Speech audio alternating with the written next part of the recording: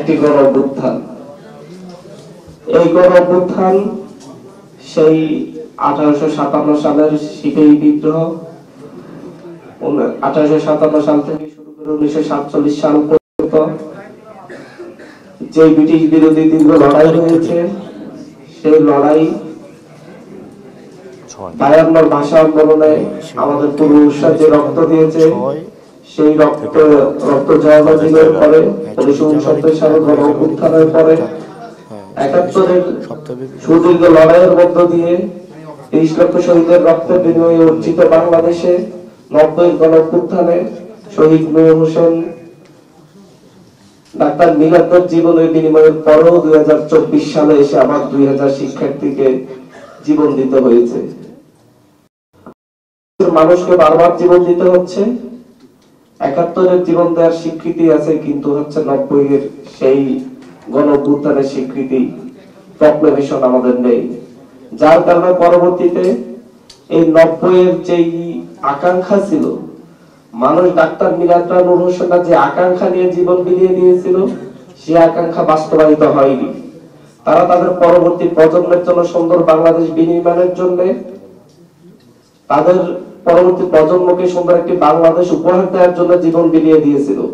কিন্তু তাদের পরবর্তী প্রজন্ম আমরা আপনাদের সামনে এখানে উপস্থিত, আমরা সেই সুন্দর নিরাপদ বাংলাদেশ পাইনি। কারণ সেই 71 যে আকাঙ্ক্ষার কারণে আমাদের পূর্বপুরুষরা জীবন দিয়েছিল, সেই আকাঙ্ক্ষা বাস্তবায়িত হয়নি। 90-এ আমাদের পূর্বপুরুষরা যে আকাঙ্ক্ষার জন্য জীবন দিয়েছিল, সেই আকাঙ্ক্ষা বাস্তবায়িত হয়নি। এখন 2024 এসেছে।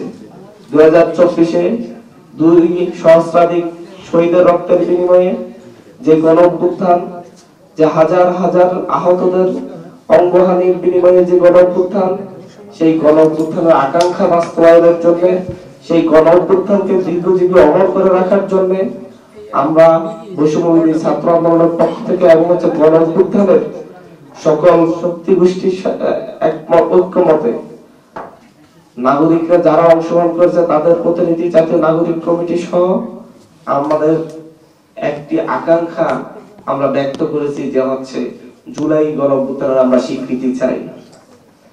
সেটা আমরা যখন হচ্ছে এই স্বীকৃতির জন্য ঐতিহাসিক একটি দলিল হিসেবে উপস্থাপনের জন্য বৈষম্যবিরোধী ছাত্র আন্দোলন এই আজ থেকে 2 মাস আগে এই দাবি জানাই।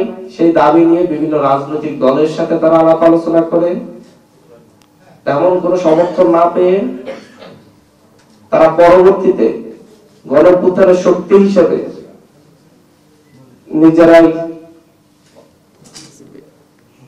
গণ অভ্যুত্থানের প্রতিনিধিবৃন্দ নিজেরাই সেই প্রক্লেমেশন ঘোষণার জন্য ঘোষণা দেয়।